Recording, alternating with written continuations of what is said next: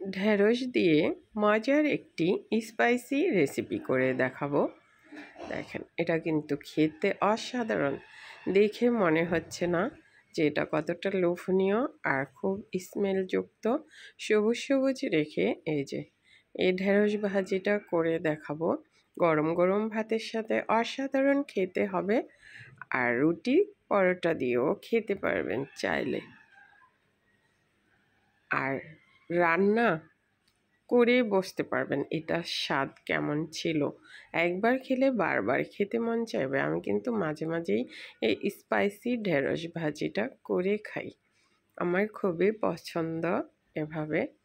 আর খেয়ে দেখবেন, আপনাদের কাছেও ভালো লাগবে আশা করছি।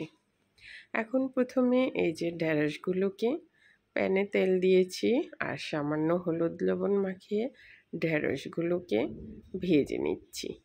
সিদ্ধ হওয়ার মতো একটা লুক চলে আসবে আর হালকা একটু ব্রাউন স্পট পড়বে, সে পর্যায়ে তুলে নেব। এই যে এখন ঢেঁড়সগুলো হয়ে গেছে, ভেজে তুলে নিচ্ছি। এখন ঢেঁড়স ভাজি রান্না করব। সেজন্য প্যানে দিয়েছি সরিষার তেল আর পেঁয়াজ কুচি দিয়ে দিলাম 1 মুঠ ভর্তি করে, আর দিয়েছি লবণ। পেঁয়াজটা যেন সফট হয়ে আছে, পেঁয়াজটা এই যে গোল্ডেন কালার চলে আসার আগ পর্যন্ত এই যে ভেজে নিলাম।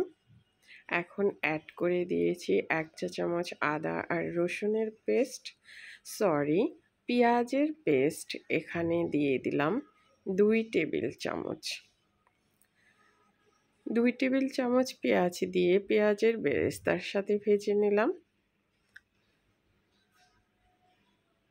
আমি আবার 1/2 টেবিল চামচ পেঁয়াজের পেস্ট দিয়েছি আর 1 চা চামচ দিচ্ছি আদা আর রসুনের পেস্ট দিয়ে এখন কষিয়ে নিলাম আদা আর রসুনের কাঁচা স্মেল চলে যাওয়া পর্যন্ত। এখন দিচ্ছি 1/2 চা চামচ হলুদ গুঁড়া, 1/2 চা চামচ ধনিয়ার গুঁড়া, 1 চা চামচ মরিচের গুঁড়া, হলুদ গুঁড়া আবার একটু দিয়েছি, অর্থাৎ 1 চা চামচ কালারটা সুন্দর আসার জন্য। এখন মশলার সাথে কষিয়ে নিচ্ছি। আর পেঁয়াজের পেস্টটা অবশ্যই অ্যাড করবেন, পেঁয়াজটা বেরেস্তা করে, তাহলে এটার স্বাদ দ্বিগুণ বেড়ে যাবে। এখন পানি দিয়ে কষিয়ে নিচ্ছি। আর এখানে এই যে ম্যাজিক মশলাটা পুরাটাই আমি দিয়ে দিলাম। ম্যাজিক মশলা না থাকলে গরমের মশলা এখানে অ্যাড করতে পারবেন 1/2 চা চামচ। আর কাঁচামরিচ ফালি করে দিয়েছি।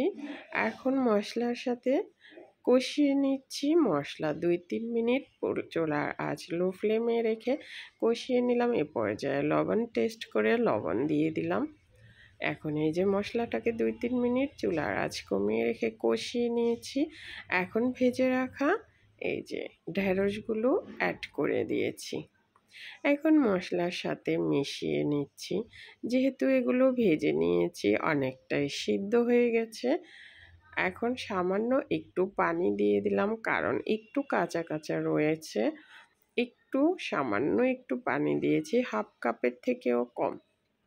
এখন এই যে মশলা ভুনা করে নিলাম।